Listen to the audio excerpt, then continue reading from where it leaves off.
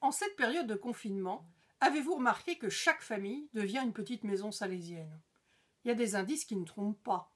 L'importance du cuisinier ou de la cuisinière dans la maison, qui trouve de nouvelles recettes sur tous les réseaux disponibles, une forte pratique de la musique ou du sport, même à la maison, la pédagogie par l'exemple assurée 24 heures sur 24 par les parents, y compris en partageant les jeux des enfants.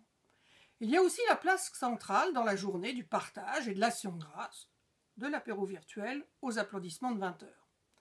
Mais il faut aussi gérer la peur de la maladie et l'angoisse du lendemain sans paire de pied, et là, nous avons une spécialiste en Marie-Dominique.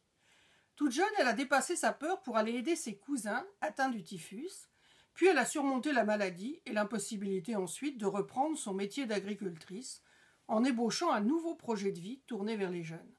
Sa fête est le jour propice pour la prendre comme coach pour faire face au coronavirus et découvrir son secret, conserver en toutes circonstances un cœur tourné vers les autres et vers Dieu.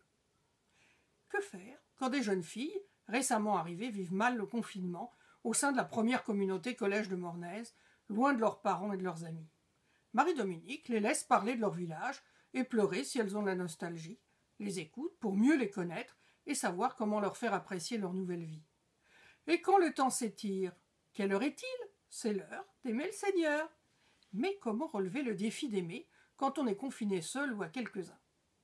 Avec les plus proches, ce sont les petits services.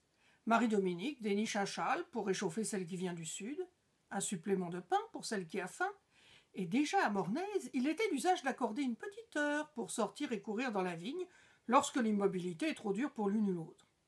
Elle porte une attention particulière aux malades, mais elle sait aussi passer le relais. Marie-Dominique, trop faible pour travailler à la fin de sa vie, regarde quand même autour d'elle et va vite avertir en cuisine d'aller porter de quoi manger à la malade oubliée dans son dortoir depuis le matin. Devant les grands et petits ratés du quotidien, il faut sans cesse redonner à l'autre la joie de savoir qu'on lui fait confiance. Marie-Dominique s'est remerciée pour la soupe légère, préparée par une jeune sœur inexpérimentée, et sollicité celle qu'on considérait comme trop maladroite. « Peux-tu venir me coiffer ?» Être responsable d'autrui, c'est souvent simplement être fidèle pour allumer la lumière et espérer la rencontre, tel le petit prince sur sa microplanète apparemment déserte. Et même chacun chez soi, on peut se connecter dans la prière.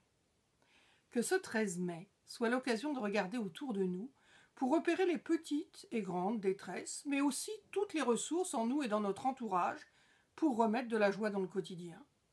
L'occasion de savoir demander de l'aide ou d'en rendre grâce, et de faire ainsi de nos maisons confinées ou de nos lieux de travail des maisons de l'amour de Dieu.